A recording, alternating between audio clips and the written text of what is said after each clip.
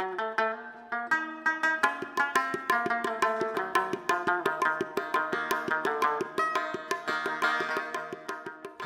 alaikum. My name's Hamid and this is Ihsancast. These are my co-hosts Hassan Sharif, Naveed Iqbal and Hassan Khan. Today what we'll be speaking about, the title of the episode is Ihsan, the Unspoken Word. So what we'll cover is what is Ihsan. In general, when you do look at Ihsan, if you're researching it, you'll find things like attaining perfection, or you'll find things related to Jibreel, the hadith that came with him when he went to the Prophet ﷺ, and what the Prophet said when he asked what Ihsan is. The Prophet replied with to worship God as though you see him, and if you cannot see him then indeed he sees you. What we also speak about is why we used the title The Unspoken Word, and break that down a little bit as well. So I'll start just with a wee question. What is Ihsan and why is it the unspoken word? Any definitions? Yeah, so the definition that Hamid gave is basically the definition which we all begin from, which is you worship Allah as if you can see him, and if you cannot see him then know that he sees you. So the idea is God consciousness at all times. You worship Allah knowing that Allah can see you, and knowing but extending that now to not only worship but everything around you, everything that you do, knowing that God sees you, and now you're building that attachment, that relationship with God. So it's that next step from just simply praying or believing in Allah and believing in the 6 articles of faith. It's that next step where you're now perfecting your faith. Okay, that's good. So one thing that I've always wondered about Ihsan, which is basically spirituality, yeah? Yeah. Now, we were talking about it's the next step from doing the actions and stuff, yeah? But is it something that you need to build, or is it something that's within us already that we need to tap into? So everybody will have it, whether you're Muslim, non-Muslim, but everybody has Ihsan because that's just the nature of, as humans, that's who we are. Or is it something that we need to build up? So is it nature or nurture, essentially? What do you think, Nav? I would assume that it's probably something a bit of both, actually. I don't know. I mean, that's my problem is I think I don't think about it often, in the sense that but if it's something that I'm if it's something I think about, or if it's something that I'm exposed to, you know what I mean? What do you think? So I would say that, I mean, what you were talking about, is it nature, is it nurture? The first thing that would go through my mind is, well, everyone experiences a spiritual feeling in their life, whether they're Muslim, whether they're non-Muslim, whether they are rich, whether they're poor, whether they have a lot of material things, whether they don't have a lot of material things, which would then suggest that the essence of it is in your nature to have this kind of heightened spirit at certain points of time. Now, the nurture side is, how do you nurture that into constantly being on that side of Ihsan, on spirit, constantly being in a state of Ihsan where you constantly are thinking about Allah. I think that's the nurture side. I would say the nature side is that everyone has it inbuilt in them, but the nurture side is, how do we now feel that all the time? How are we now on that spiritual ride, shall we say, the whole time? Not necessarily just being on a ride that goes up and down. The roller coaster. Yeah, exactly, the roller coaster. Upside down, inside out, Yeah, that one. exactly, yeah. No, that's interesting. So when it comes to like nurture, then I suppose you can get that spirituality which from any part of your life. It doesn't have to be necessarily when you're doing a religious act. You should get it from anything that you're doing, really. So what you're saying is you don't have to be a person of faith, essentially, to acquire or become spiritual. Is that what you mean? Well, that's my question. Do you think that non-Muslims also have this spirituality? Because you hear it all the time, people saying, "Oh, I feel spiritual," but they don't have a particular religion. Mm-hmm. So how can you feel spiritual if you don't have a particular religion? Aye, so they must have that, some sort of feeling. similar to what we feel then, basically, if they're doing something like that. And what they'll probably do is find ways to try to achieve that spirituality, short-term fixes.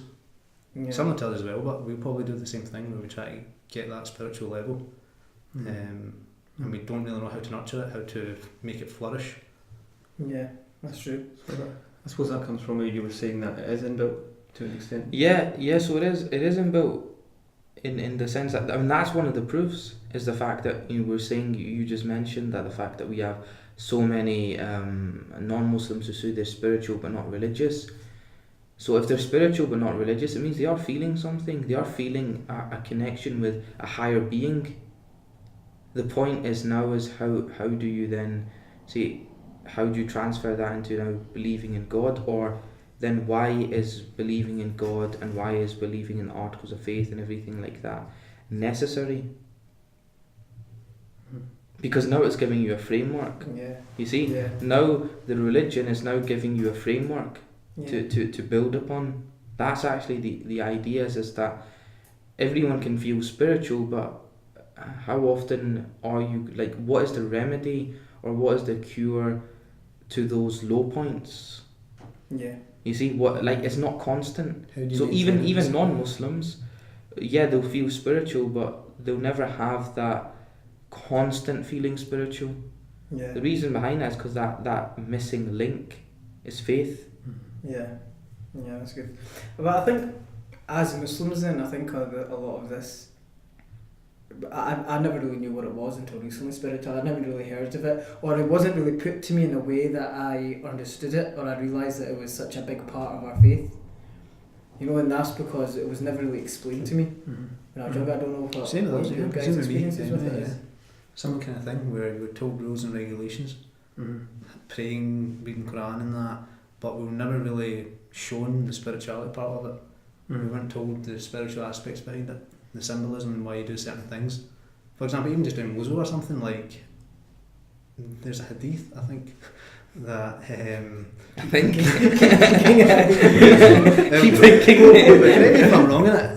That basically, when you're doing your wuzu, your every single drop that drops off of you, while doing wuzu, it's like a small sin's been forgiven, but been washed away. Yeah. Even that's kind of spiritual for me personally when you're doing wuzu. If you think about it, when you're actually doing your wuzu, Yeah. as opposed to being taught about it and not never being told that aspect of it. So the thing is that's exactly what you've meant, is that deeper meaning to things. That's what we're not really achieving, is that deeper meaning of things, taking things to that kind of deeper level. And that's what Ihsan is. It's that perfection of faith that we talk about. Is, okay, the rules are Islam. When the hadith of Jibreel alayhi salam was that he asked Prophet ﷺ, you know, what is Islam? And the Prophet ﷺ mentioned the 5 pillars. Was Iman? He mentioned the 6 articles of faith. Was Ihsan? It's that perfection of faith. That perfection of faith comes through now you thinking about your faith at all times. Think about how can you better yourself at all these moments within worship, within your daily routine. So what you just talked about, wudu, that point is the Ihsan point. That now you're thinking that it's not just a ritualistic practice anymore. Do you understand? It's not a ritualistic practice where you just, you know, okay, I have to do this in order to pray. It's now, this is an act of worship in itself. And I think that's where I can see some people not understanding Islam either, because if you just see this as being a ritualistic thing which you've been told to do, then really what's the point? It's just instructions. You know, it's just instructions that you have Yeah. to follow, but what really is the point? Yeah. I think that's why you said the word perfection is quite important, because it's always a constant strive for something. Yeah. You know, I think that word's quite important, whereas, you know, it's not just you're doing it because you've been told to do it, but you're trying to actually achieve something by doing it, and what is it that you're trying to achieve? But I think that hadith is important because I think the name that we've got is really good, the Unspoken Word. Now, would you say Islam and Iman, would you say they're unspoken? No, I think definitely not. The amount of fiqh questions that you guys ask me, definitely not. I mean, fiqh is not unspoken about, I can tell you that. Not amongst us. So why is it, do you think, that Ihsan is so unspoken? Like, we all agreed that growing up, we hardly heard it, we hardly was spoken about. Yeah, we know the 6 articles of faith, we know our 5 pillars, we know Islam and Iman. Why do you think Ihsan's so unspoken?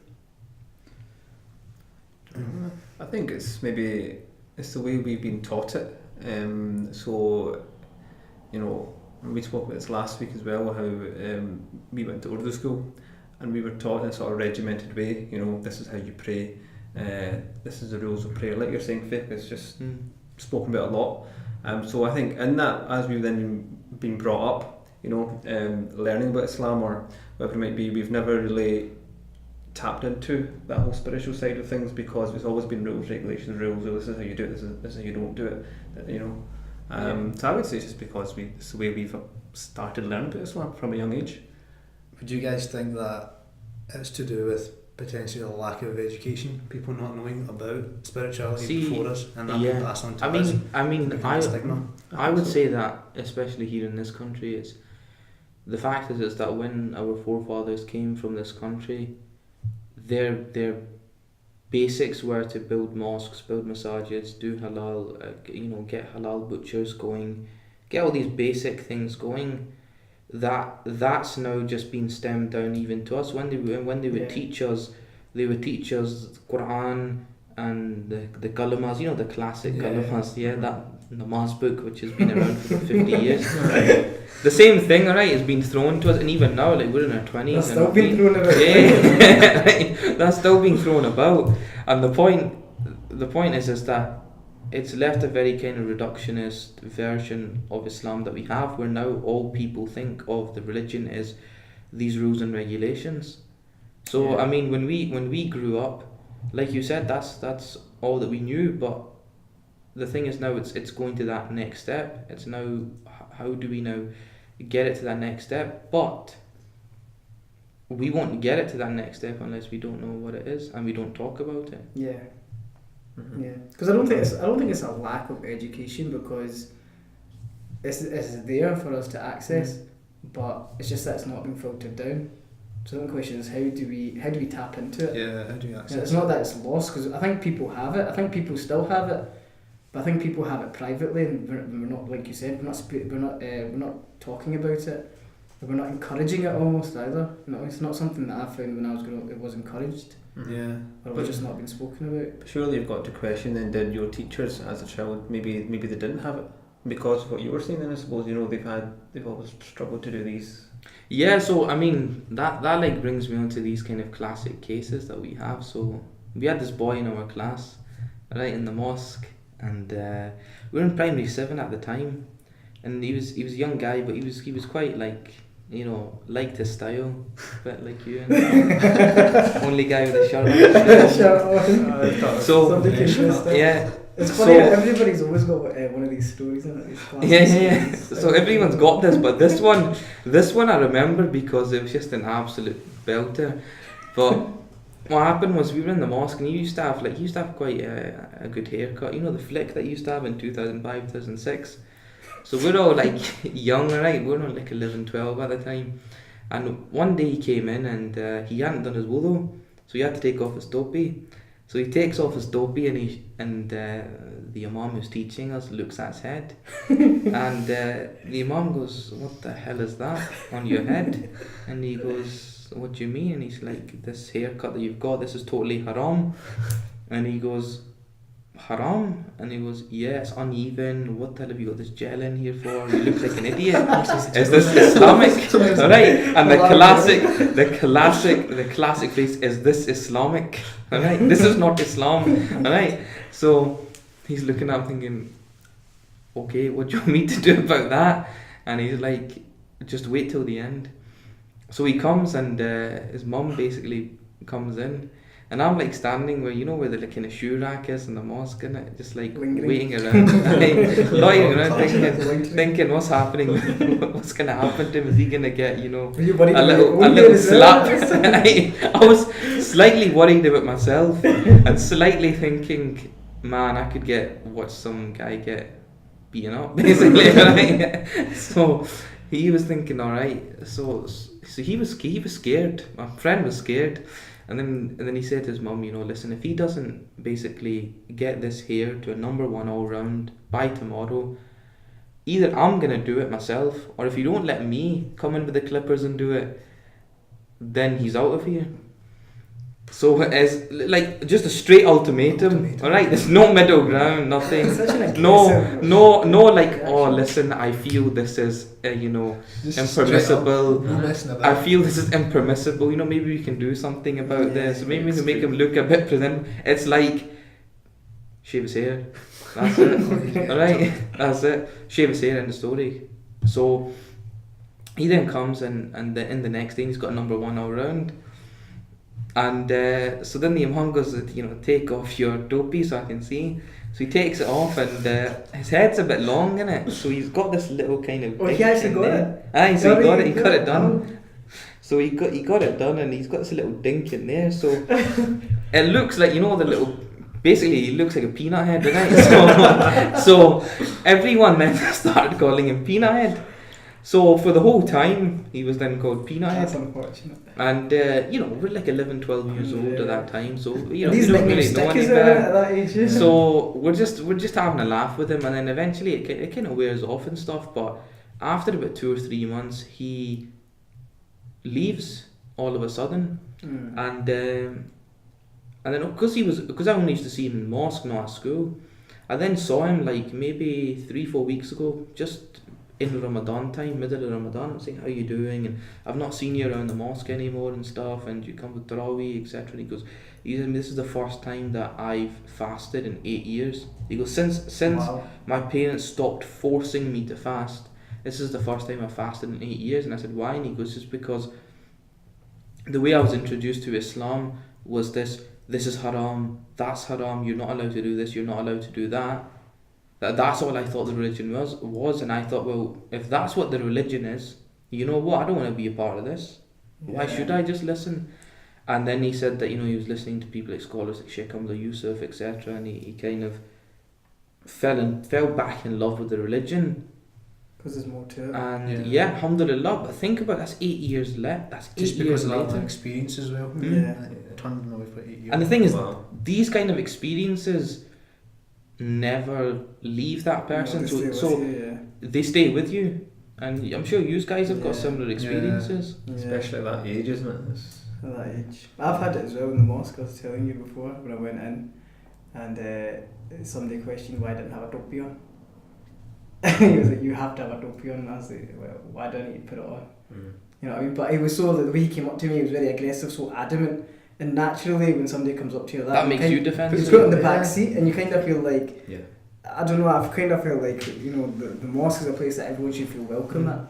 But when somebody comes to you aggressively and tells you to do something adamantly, and they say if you don't do it, this is it, this is that, a Yeah. bit like that. So it's just an aggressive way, and then it's just rules and regulations. That's it. You're not a topee, you can't come to the mosque. Whereas that's it's nonsense, really. Yeah. But it makes you feel like you're not welcome, makes you feel on the back foot, defensive. Yeah. And I suppose if you don't have the knowledge, you might shy away from the masjid. And you obviously know that it's not fun. And somebody who doesn't have that knowledge is going to then not go back. Or Even somebody, even potentially. though I knew that, I still felt. Yeah. That's the There thing. you go. If There you someone go. comes to you aggressively, that's what Yeah. happens. Yeah. So I think that's why it's really important. But compared to the others, then, how do you think we should integrate it a bit more than into our conversations What do you mean compared to others? compared to Iman and Alright. Islam? How should we integrate it slightly more? I think this is then how we interact with people. We start them off at a young age, showing them love, showing them care, showing them affection, Yeah. and even with like non-Muslims, etc. As we show them love, we show them affection, we show them through our character Yeah. and our good actions, more than just shouting at them or throwing them Quran. Yeah. Well, so let me rephrase that in a different way. What do you think are the effects of it being unspoken then? So why does it, if it's left unspoken, if we're raised on Islam how we were with more rules and regulations and it's not spoken about, especially for the next generation, what's going to be like the effects of it? Atheists, innit? The worst case scenario is what? You leave the faith. It's a bit like the guy Completely. who left there 8 Yeah. years he was away. 8 years he kind of didn't practice Islam, but you have people who just think, you know what, if this is what the religion is and I'm getting no benefit from it, Yeah. like if you're feeling nothing from it from a young age, you're feeling nothing from it, well, what's the point in like, if you feel nothing from something, you feel, well, this cannot be the truth, or Yeah. I'm not benefiting anything, so even if I left the faith, would it make any difference to my life? Like, that's the effect, is Yeah. does it make any difference in my life? Because I'm not feeling anything at this moment in time. I'm not feeling any kind of spiritual benefit from this Yeah. religion. Okay, so therefore, do I need it? It's something unnecessary for me now. It's something that can become quite robotic as well Yeah. if you don't have that spirituality. It's just you're just doing actions if you're praying regularly or whatever. Yeah, so what, you can get actions and you're Yeah. praying, it really just becomes robotic. Yeah, your mind's elsewhere basically. You don't know really why you're doing it, and then Yeah. it just becomes a continuous cycle over and over again. But that's, I think, especially with the kind of lives we live here anyway, you know, we're busy with work, studies, education, Yeah. socialising. You need to kind of fit religion in there, and if you Yeah. see it as a chore, where if you don't have ihsan, it becomes kind of Lowering a your bit, priorities. yeah, lowering your priorities, and it becomes something that you have to do, as opposed to, like you said, you're gaining Yeah. something from That it. see that's the thing. So I mean, especially us living in the West, our lives are basically set out for us when we start working. We work 9 to 5. You're a professional. You work 9 to 5. They're your times to work. You got your Saturday, Sunday off, which for a lot of people is just catching up on stuff they couldn't do during the week. Okay, you've got bills to pay at a certain amount of time. You've got, if you're married, you've got kids to look after, etc. You've got them to take their appointments and take them to school and make sure they're okay. Everything is a set system in place for you that if you just turn Islam into that as well, oh well, now we need to pray. Okay, now we need to fast. Without really thinking, how is this benefiting me? How is this impacting me spiritually? How is this getting me through my day? Because for a lot of people, religion should be something which does get them through. When they're having a bad day, you know, what do they turn to? They should turn to the religion. Yeah. But if they've not seen the religion in that form, where it's something which they can turn to when they've had a bad experience, when they've had a bad day, then there's an issue. There's a problem, because that void is there. Yeah. So would you say integrating our faith into our day-to-day routine, but by thinking about God and our faith consciously as we're doing things, I mean, was that a way of achieving spirituality? For example, you were talking about food with us, you mentioned. But if I was just say Bismillah when I eat and I'm thinking of God, would you say that sort of thing? Is it an example?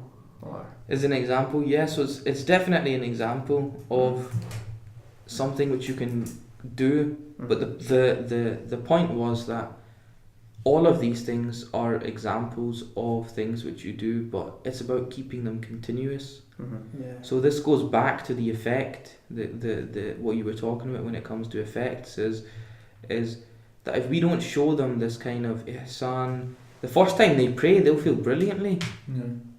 Yeah, first time we teach them the rules and regulations, oh, I've learned something new, fantastic. I've actually felt that, because when you haven't prayed for a while, and then the first time you pray after, especially when you go for sujood, you feel like you feel something, to, oh my god, this is like, and you just want to stay there for a long time, because everything, it all comes rushing back very quickly. You know what I mean? So I think is that what you're referring to, that sort of that effect, that rush that you get. But then the thing is that it becomes just something which you do now and again. Yeah. So this was it refers back to the point, why is it the unspoken word? First of all, because of the reasoning that all we've been brought up with is rules and regulations. Second of all, we don't really know much about it in terms of how to implement it into our lives effectively. And these are the kind of main effects and then what are the effects of that? These effects are going to be, well, people are going to lose their faith, people are going to think in a robotic manner as well. Yeah. I think Nav, what you touched on was quite good.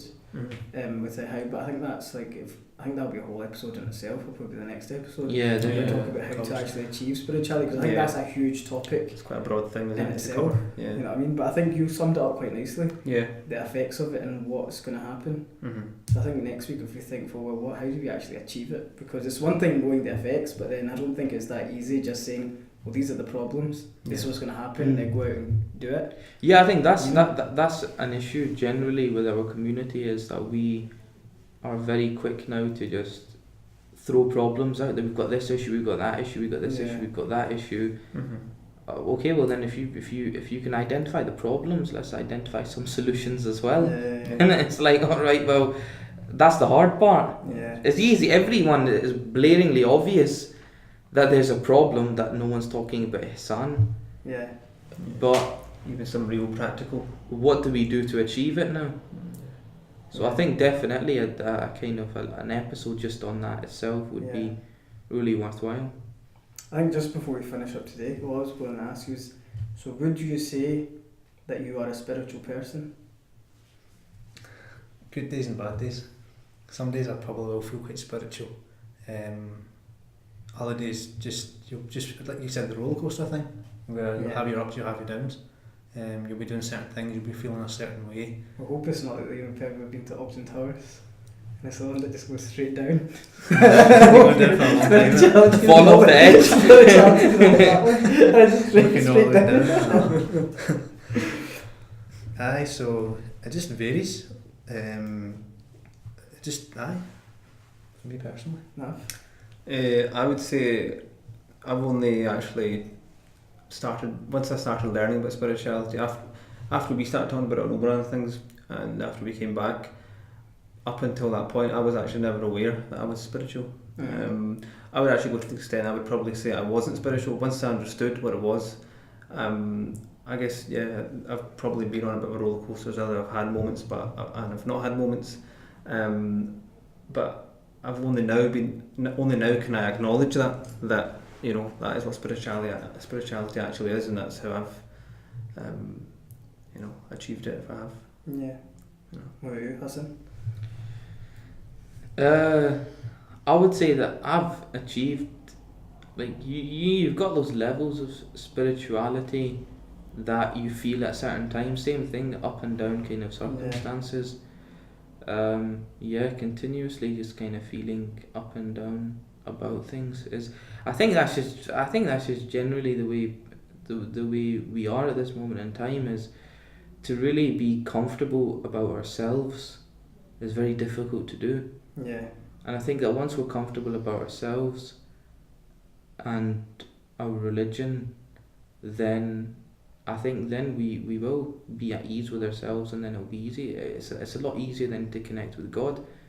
So it comes back to what you were saying before, is that, you know, we're on the back foot. We're constantly on the back foot when it comes to these things, and how do we now move to the front foot? Yeah. Mm-hmm. See, I think that's why I was very interested in the nature and nurture thing, because some of the times I felt most spiritual was when I wasn't exactly practicing the most. So I always knew that something was there, but it's now a case of like actually putting it into practice and learning about what it is, and actually what is that feeling and what is that rush that you get, and how do you achieve it more and be more consistent with it. Yeah. I think that's good. Yeah. So to conclude, what we spoke about was Ihsan. Tried to break it down, and basically one of the main things was trying to achieve pure spirituality, trying to improve yourself. Also, why is the unspoken word? Is it nurtured, is it nurtured? I think we all gathered that it was a bit of both. You do have it naturally, but you do need to nurture it to try and improve it and flourish it. And also, inshallah, we'll have another episode on how to achieve spirituality and Ihsan. Some practical tips. Yeah. So you better get Stop looking at me. You better start doing something special. I'll give a few examples. That's fine. Yeah. Inshallah. So, assalamu alaikum. Assalamu alaikum.